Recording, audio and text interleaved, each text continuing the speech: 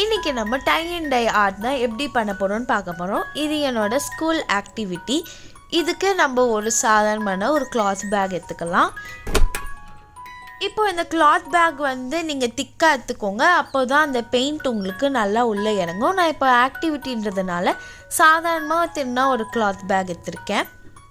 நீங்கள் இதை கர்ச்சீஃப்லேயும் பண்ணலாம், உங்கள் டிஷர்ட்ஸ்லேயும் பண்ணலாம். Must to be used fabric colours தான். அதுதான் உங்களுக்கு லாங் டைம்க்காக வரும். இப்போ நம்ம த்ரெட் எடுத்து கட்டிக்கிறோம். அப்போ தான் நம்ம அப்ளை பண்ணுற பெயிண்ட் மற்ற இடத்துக்கு ஸ்ப்ரெட் ஆகாது. ஸோ நல்லா டைட்டாக இறுக்கமாக கட்டிக்கணும். இப்போ பெயிண்ட் நம்ம ரெண்டாவது வாட்டி நிறைய செக்மெண்ட்டாக நம்ம பிரிக்கணும். நான் இப்போதைக்கு மூணு செக்மெண்ட் தான் பிரிச்சிருக்கேன். ஏன்னா என்கிட்ட லிமிட்டட் கலர்ஸ் தான் இருக்குது.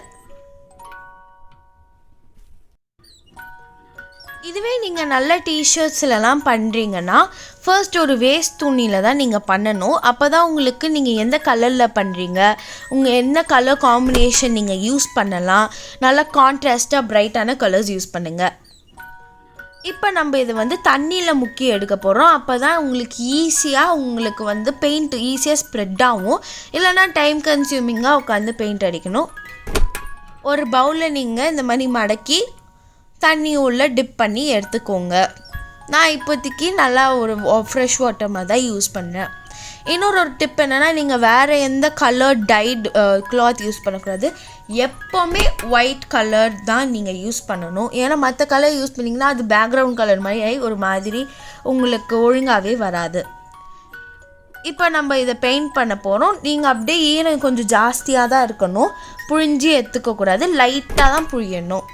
இப்போ நான் ரெட் கலர் வச்சு ப்ரெஷ்ஷை வச்சு பெயிண்ட் பண்ணிக்கிட்டு இருக்கேன். நம்ம 2 ஆப்ஷன் இருக்குது உங்களுக்கு பெயிண்ட் ஸ்ப்ரெட் பண்ணுறதுக்கு. உங்களுக்கு ஃபஸ்ட்டு நீங்கள் கையை வச்சு கசக்கி நீங்கள் உங்கள் ஃபிங்கர்ஸுக்கு பெயிண்டில் டிப் பண்ணி நீங்கள் கசக்கி யூஸ் பண்ணலாம், ஸ்ப்ரெட் பண்ணலாம். இல்லைனா நீங்கள் பெரிய திக்கான ப்ரெஷ் எடுத்து நீங்கள் ஸ்ப்ரெட் பண்ணணும். அப்போ தான் உங்களுக்கு சீக்கிரமாக முடியும். நான் இங்கே ப்ரெஷ்ஷும் யூஸ் பண்ணுறேன், அதே சமயம் என் கையும் யூஸ் பண்ணுவேன். இங்கே நான் வாட்டர் கலர்ஸ் யூஸ் பண்ணியிருக்கேன்.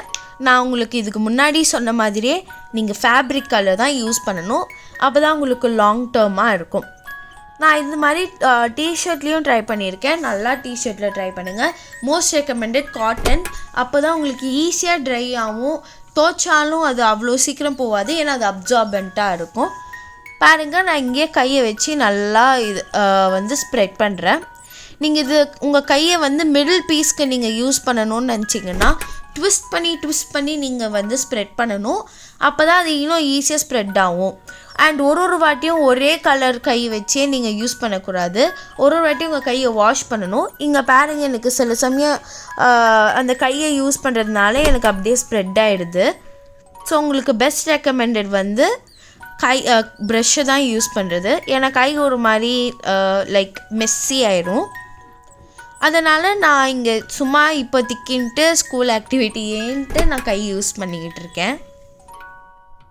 இப்போது இன்னொன்று என்ன டிப்னா, உங்களுக்கு எப்போவுமே நீங்கள் கான்ட்ராஸ்ட் கலர்ஸ் தான் யூஸ் பண்ணணும். இப்போ ட்ரையிங் டிப் கொடுக்குறேன். நீங்கள் ஃபஸ்ட்டு கொஞ்சம் நேரத்துக்கு நீங்கள் கட்டி வச்சு காய வைக்கணும். கொஞ்சம் ஒரு மாதிரி நல்ல ஈரம் கொஞ்சோண்டு போயிடுச்சுன்னா நீங்கள் அதுக்கப்புறமா த்ரெட்டை ரிமூவ் பண்ணிட்டு இதுவும் இந்த மாதிரி காய வச்சிடணும்.